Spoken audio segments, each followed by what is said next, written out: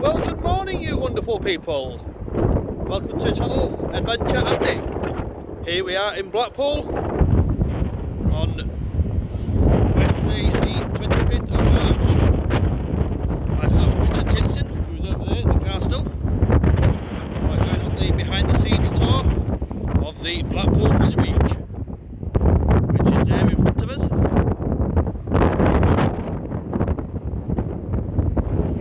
And just if you look over there, there is a Victor. I do apologise about the sound, the wind. It's quite windy in Blackpool.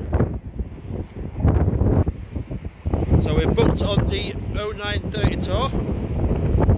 Behind the scene, looking at 5 rides, going into the maintenance pit, into the behind the scenes and stuff of certain rides. I will see you in there at 9:30.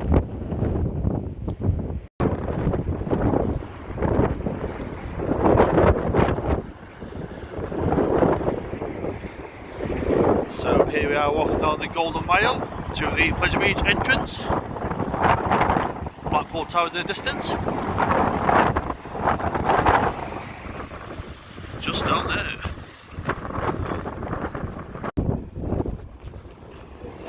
Going into Blackpool Pleasure Beach for a behind the scenes tour with Andy Highgate.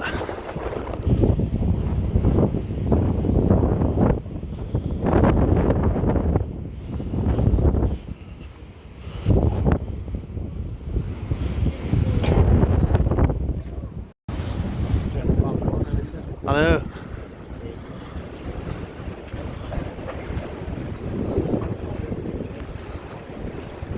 Valhalla and Loki's.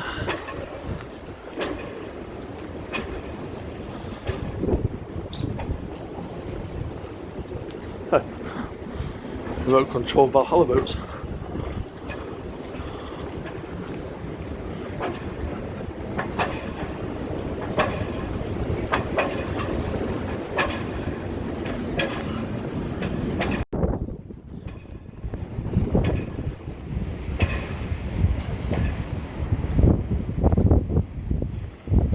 So we just had our safety briefing by Andy Hyam and the team at Pleasure Beach, and making our way to our first behind the scenes ride, the flying machines.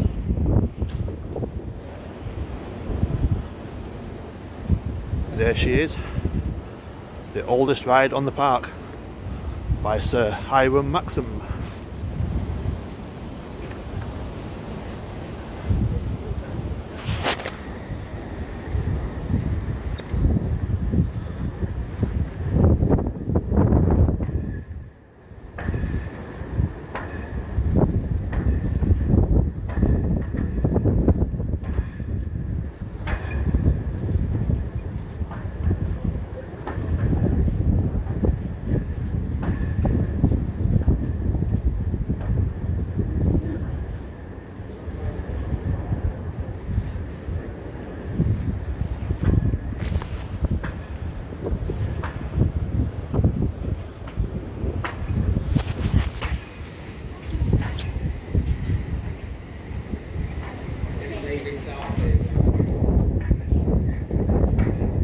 Alright guys, so we're going to split you in half, not literally, so... I know you're good, I don't want to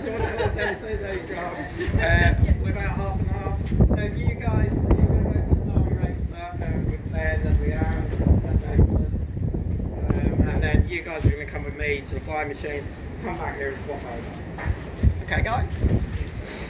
What I'll do is I'll nice, give you a shout. Yeah, I'll send him and then I'll walk and thing because I don't want to send it too far. Just watch the step. Thank you.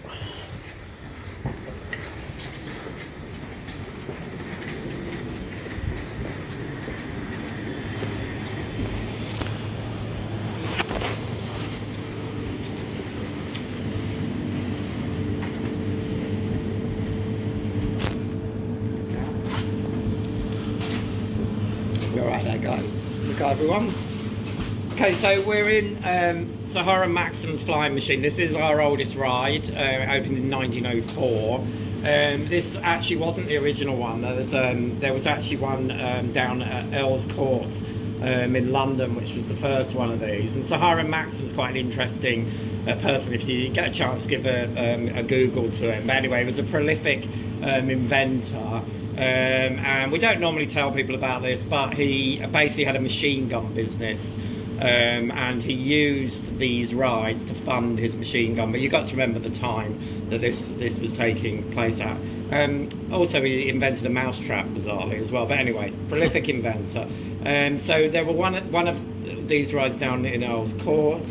It was a slightly different shape to ours. It was a smaller, tighter shape, and the rockets on it, or the boats on it, were actually enclosed fish shapes with windows on them. Anyway, because of the success of that, he built 3 more up north, one here, one in New Brighton, and one in Southport as well. He used to pay us £700 a year for the use of the site on the beach here, and that arrangement didn't actually last for very long, but that's how it originally started out. The ride itself runs off 2 electric motors. They've always been electric motors. You've got to remember, Blackpool was one of the first places outside London in the UK to have electrical connections because of the illuminations. So we've got 2 big motors over there. They drive basically this big, beautiful wheel. You'd never make a great piece of Victorian engineering, but you'd never make stuff like that these days. They drive that, which turns those cogs, which ultimately turn that giant cog in the centre column, which gives the riders the feeling of flight. And again, you've got to remember 1904, then this would have been like riding Icon at that time. Although I would still say, and you'll see this a lot on the tour today, the sign of good rides is that people still want to ride them 120 years later. And you know, from an operational point of view, I love this ride because it's what we call a people eater. So it's right next to the entrance. People come into the park. Most people, if they're not running to Icon on the big one, want to get on something as quickly as possible. And this is one of the rides that gobbles people up. There's 10 rockets. They can hold 8 people, so 80 people per ride on here. So this is similar to the Derby Racer, which again is a people eater, which you'll see in a moment.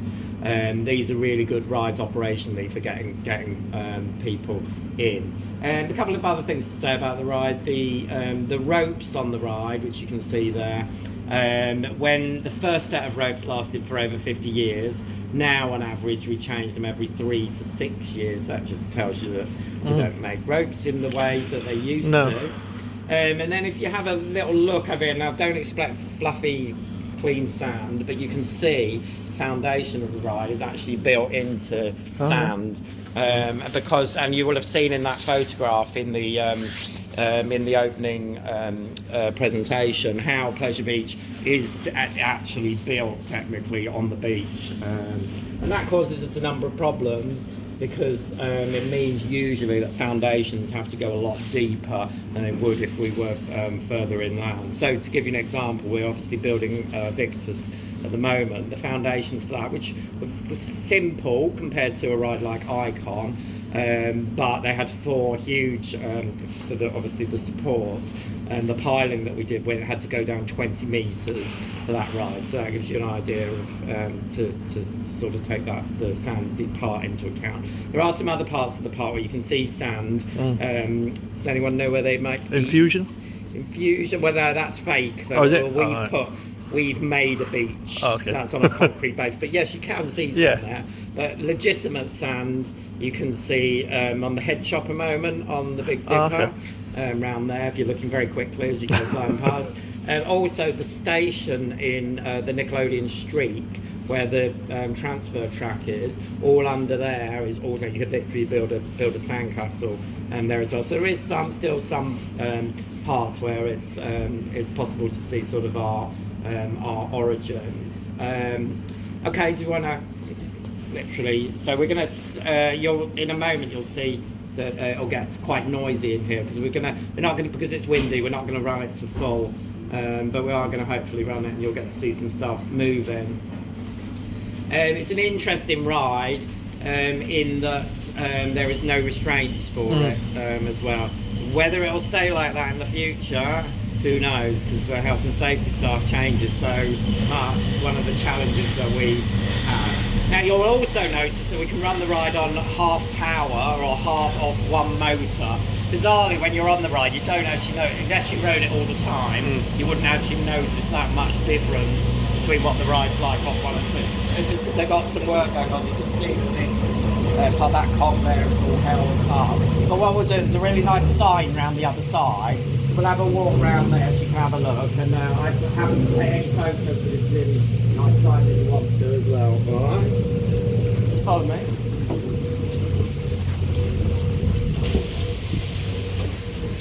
Yeah, so there's the broken cog.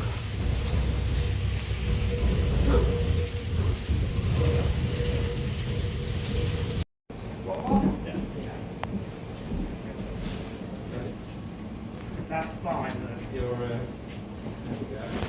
Very good. There you go. Is that it, Claire? Was that your? Obviously, that isn't what it's like. Way too windy to do. No, that's fine. Don't worry.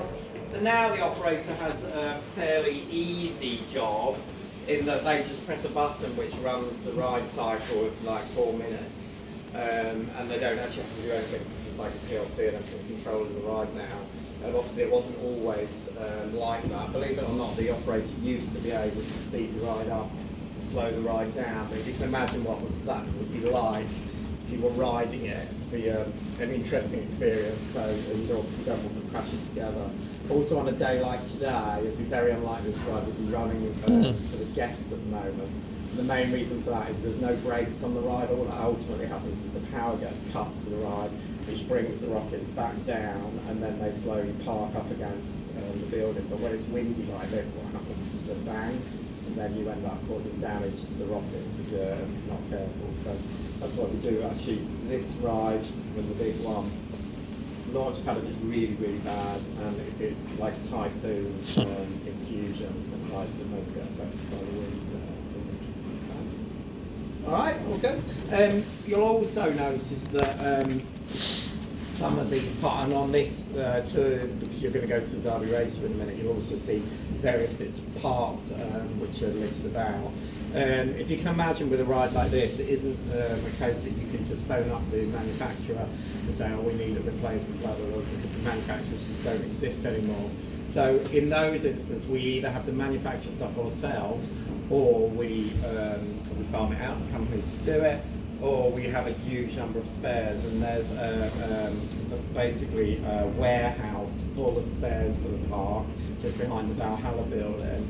And we carry what we call sort of essential spares in there. So for example, that cog that you can see there is obviously quite important. Now, you're not obviously for that to break is going to be extremely unlikely, but in the event that it did, to get one of those manufactured, you're talking about weeks of the ride being closed, and the sod's law that it probably happened on the 1st of August or something like that. So therefore, we keep spares for even for odd things like that, so that you don't lose a ride for a long period of time.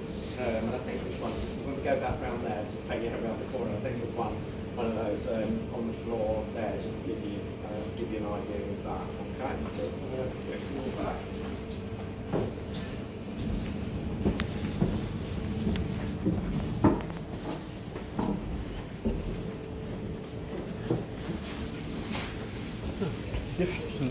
Yeah, that's all. And you can also see that we've got that was the original control. Yeah, like a tram. So it's very similar Yeah. to what you would see on a Blackpool tram. It's got the handle on it, and that allows the ride operator There's a cup there. control over the ride, which now the don't have to do, it's just press a button. Must be worth hundreds if not thousands of pounds that. Oh yeah, it's just much of the Sat size in of a it. corner. Yeah, but it's essential, isn't it? So they need it. Oysters. The old tram controller.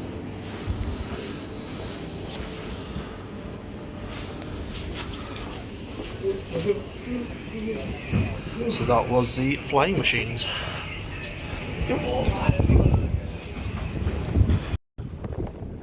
Now heading to the Derby Racer. There's Alice.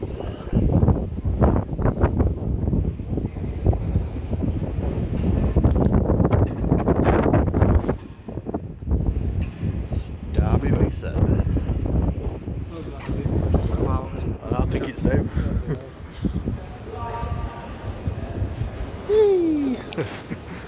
Let there be light. So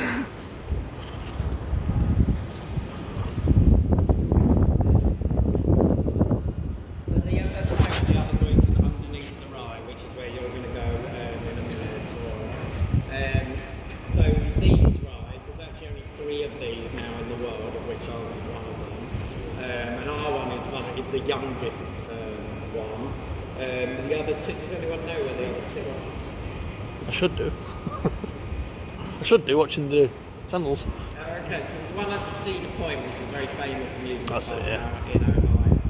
And theirs is called Cedar Downs.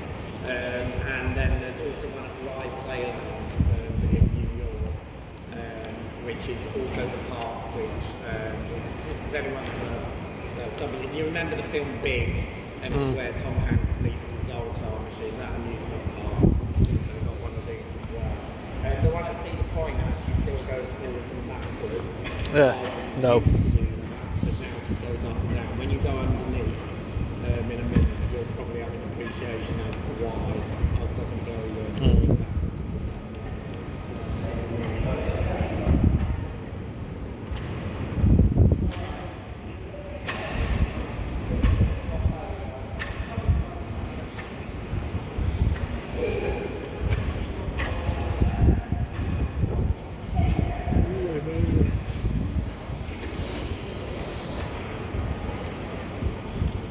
It's impressive that I like. It's fast as well. This once it gets to full speed, you don't have to go. I think the horse's faces scare me though. That cheesy grin. It's like Cheshire Cat. Yeah. Yeah, that's in there. Yeah. You guys are going to have the bed now, alright? I'll see you in a minute. You sure? Alright guys, gather around.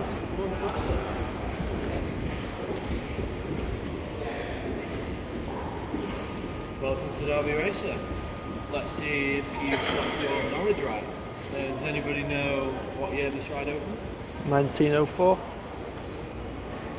1804. I think 1904 was River Caves. Ah. This is definitely not one of our older rides. Close. It's more mid-ground. It opened in 1959. Oh. And it's a total of 56 horses. Obviously you can see 2 people per horse, so 12. Different from your average carousel. You can see that the horse is going anti-clockwise. The reason this is because this is actually an American designed carousel. Most in Europe only go clockwise from their design. The music from this ride, as you'll know, is provided by an organ, which is behind this white shutter over here. It's a 72 key organ designed by Verbeek of Antwerp. So, yeah. So for what we're going to do for the next part, guys, is we're going to head into this little room over here, do a quick debrief, and then we're going to head downstairs to have a look at some of the inner workings of this ride. Alright, let's go.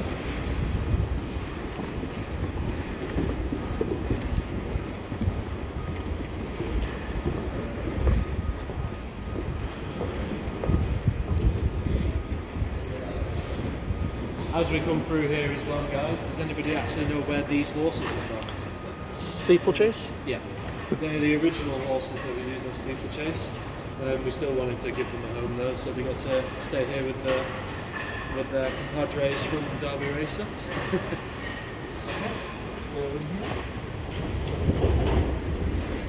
That sounds wonderful. It does, doesn't it? Luckily, most of this tour isn't outside, so.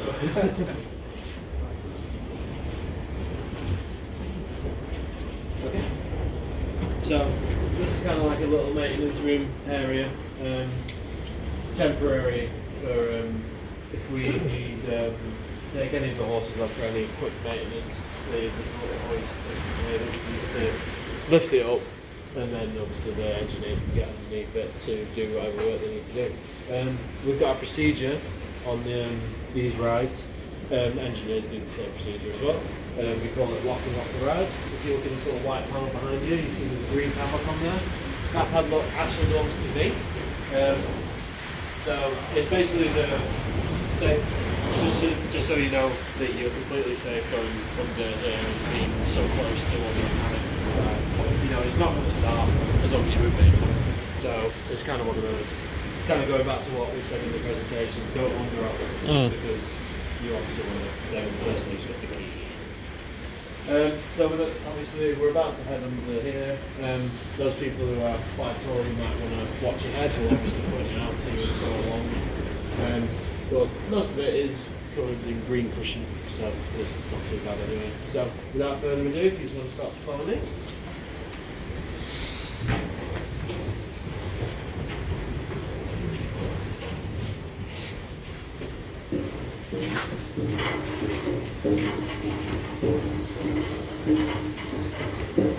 The first point, what you had?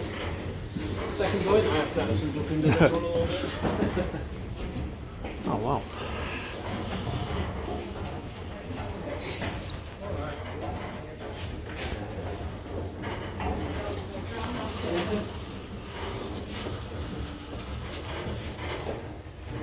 Alright, so first thing I imagine you would notice, yes, it is a lot more complicated than upstairs.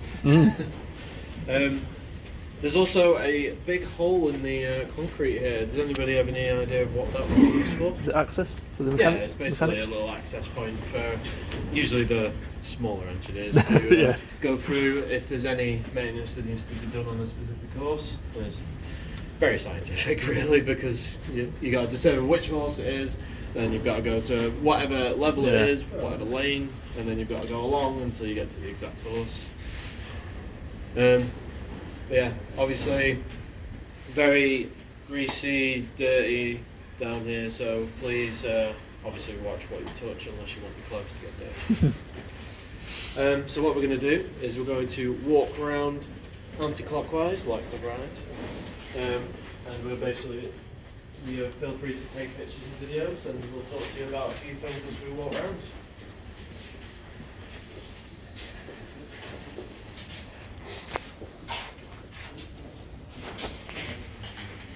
So this is the motor of the ride.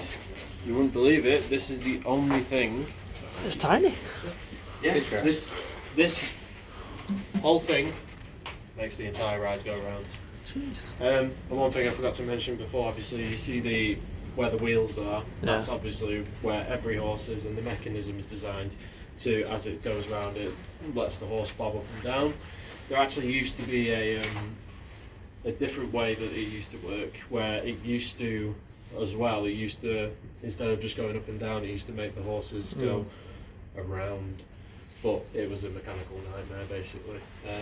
And to keep this ride's life cycle going on a little bit longer, we decided to stop using that part, because it just, I don't think the ride would be here today, to be honest, if we kept on going with that, even though it would have been nice.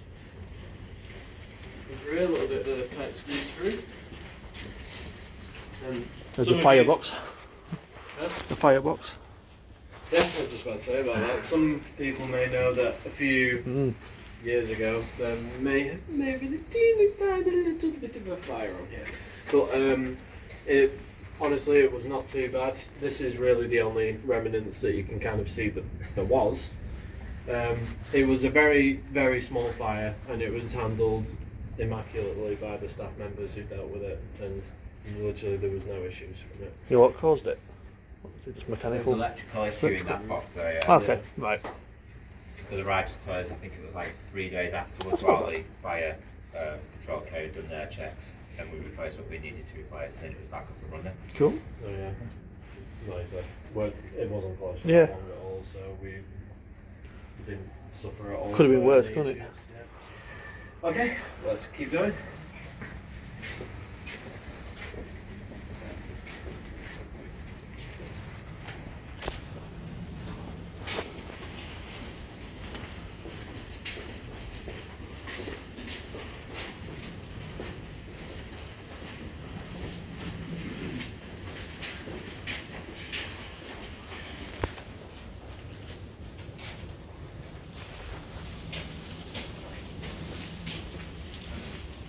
Jesus.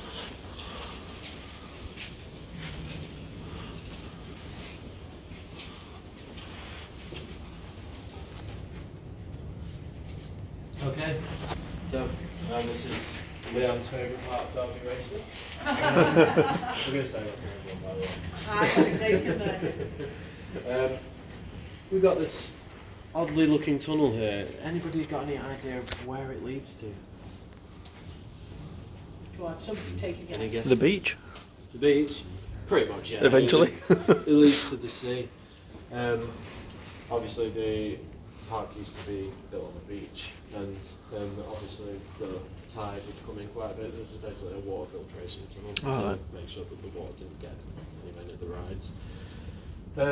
But believe it or not, the very first tour that we did last year, Leanne managed to convince the entire group that came on the tour that that tunnel leads to Blackpool Tower. and that is on the internet forever now because somebody vlogged it. Moral to the story, never trust a scouser. Okay, let's keep going.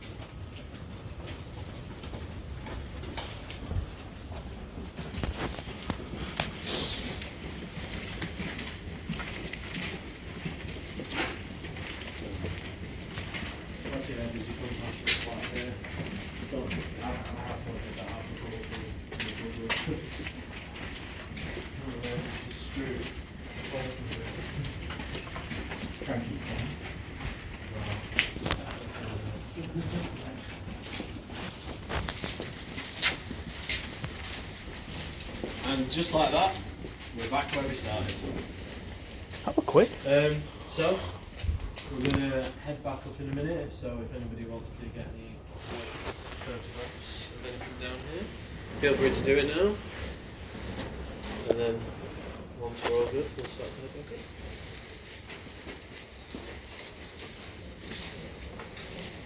I don't need to take down here for the next hour.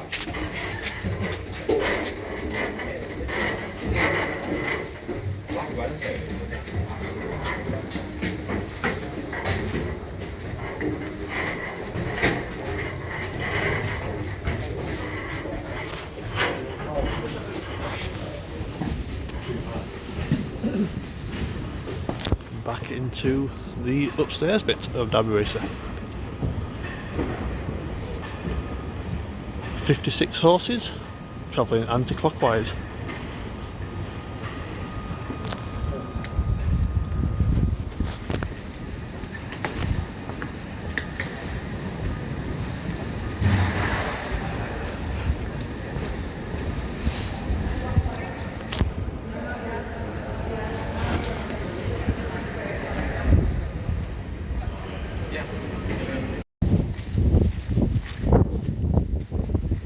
Date correct? Yep. Date's right. Always is.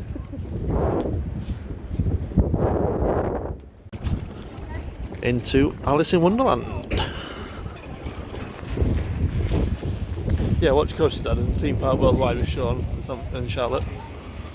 And walk on the wild side Yeah, as well. Stephen, yeah, I've met a few times, yeah. Have you? It's a like character. Yeah, dude's funny. He shows the side of Blackpool without any pretenses or anything, does he? Yeah, just random places. Yeah. Well, yeah, that's good. That I enjoy that because it's like a different side to it. Yeah. The Cheshire Cat. So that one there, so do you think that door does? I think it does.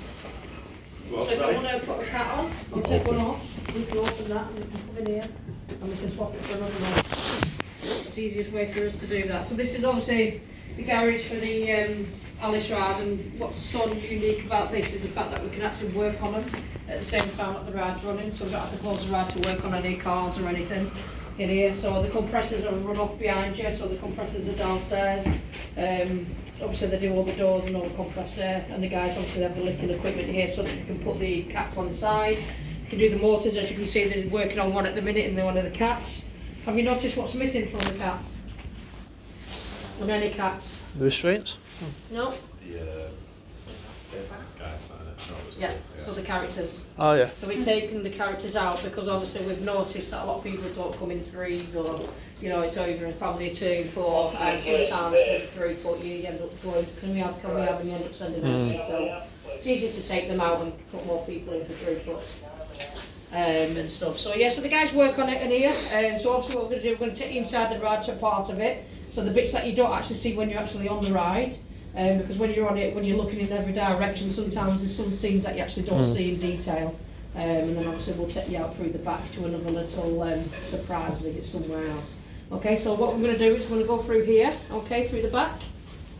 Just watch your steps. I will put the little torch on for you. When we do go inside, if we can just be mindful of the orange part of the track in the middle, the electricians will chop our heads off if you do anything to them, okay? Right. Thank you. Just mind your heads as well, guys.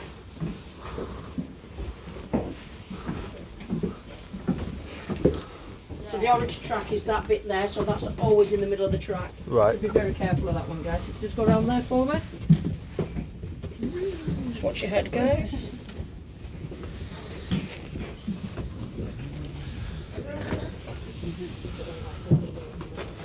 Entering Alice. Yeah, you're right. That's with the animals now.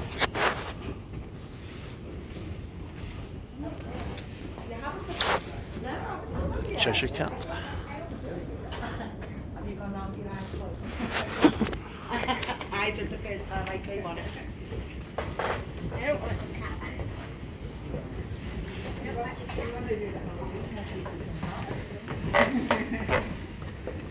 Before you've gone up these stairs, guys, if you notice right at the back here, you can actually evacuate the ride from top to bottom. We've got stairs that go from this bottom here all the way to the back of the ride, all the way to the very top of the scenes, right to the very top. So if we need a quick escape, we can get out, and then this leads us to the FY4 grass at the back.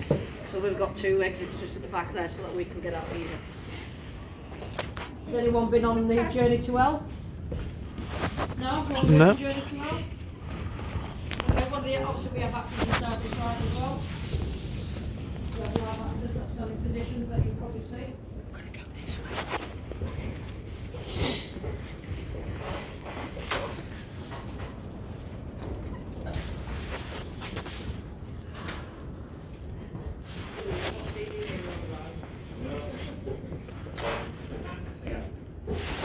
Just mind your heads when you come through here, please, guys. Yeah, so just be mindful, guys. Stick to the left hand side if you can for me. That's it, just watch the orange. Straight, that's it. This light's on probably bright, so I'll try and stand here to a point.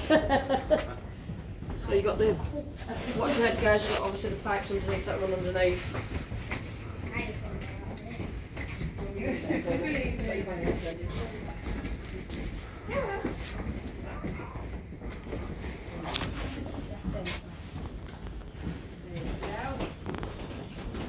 Careful.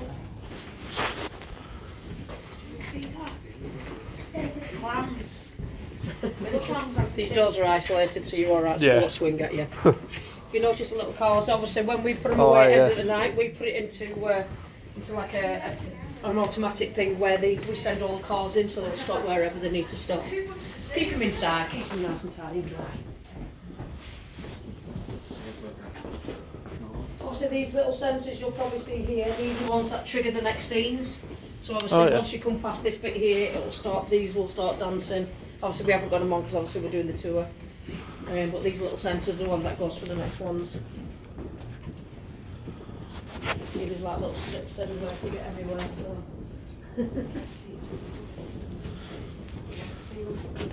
You don't realise when you're on the ride, do you? Your head's turning. Yeah, missing things. Where everything is. One top here. Anybody wants to photo with unconducted, they can stand there. Just what ice cream is over. Is that what we want? That sounds good to me. There's Humpty Dumpty.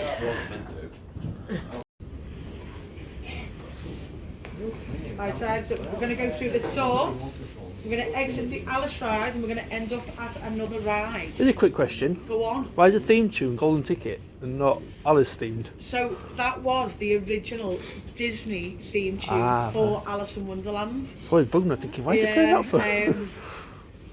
So when we created our one, we chose to use that because Disney obviously changed their theme tune. Right, okay. Because it was the original Alice theme tune. Okay. Well, I didn't know that. Right, I thought you pinched it. This way to the light.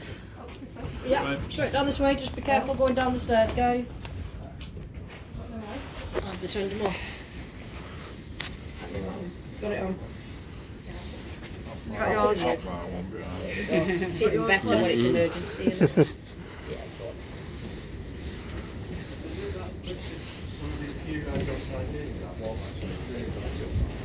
Oh, right. Orange. That's it, just watch your step, guys. This way, guys. Through the rabbit hole.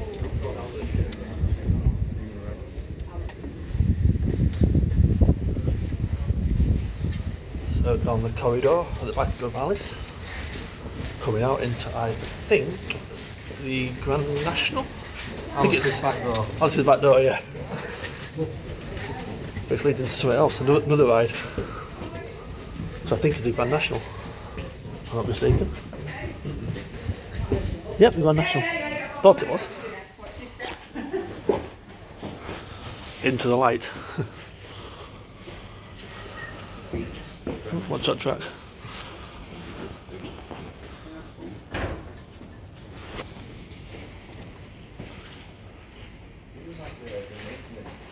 Does anyone know what rides we're in? Grand National? It is the Grand National Workshop, where these guys do all the maintenance work on the trains. As you can see, we've got all the seats here. And this is where we can keep some trains. So we do obviously have 4 trains for the Grand National, so you can have some in here while we're thinking 2 on. Does anyone know what kind of coaster the Grand National is? Woody. Okay, does anyone else know what kind of track it is? It is a Mobius loop, Does anyone yeah. know what that means? Continuous. It is, it's all just one big continuous track. But you cross over, don't you, somewhere? Yeah. I don't know where. Well, you cross don't, but you over. feel like you do.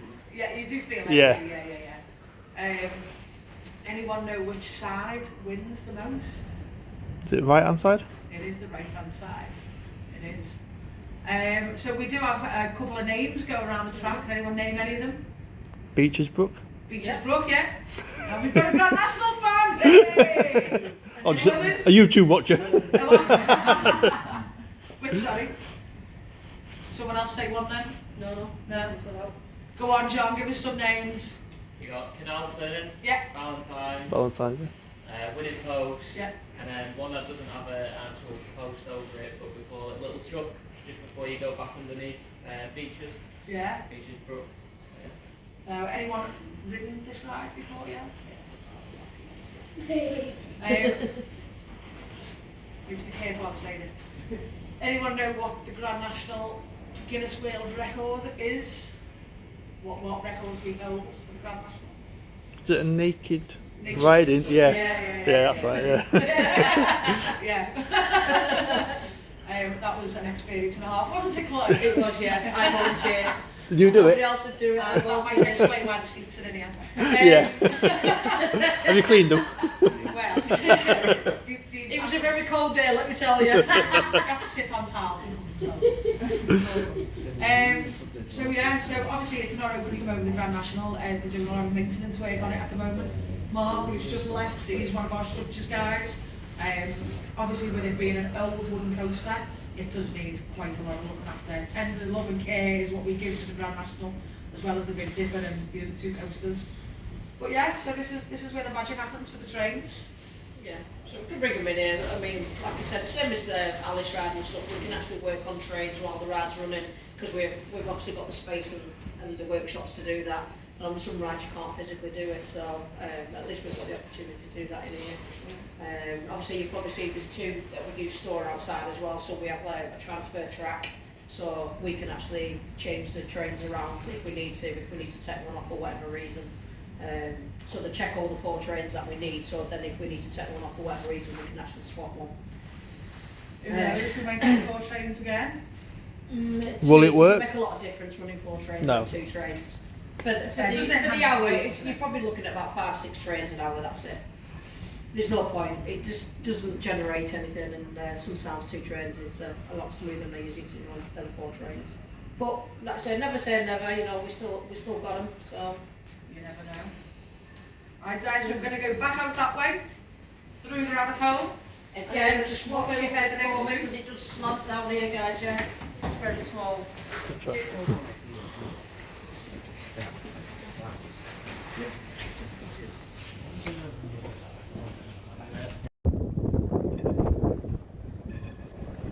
That's the winning post for the Grand National.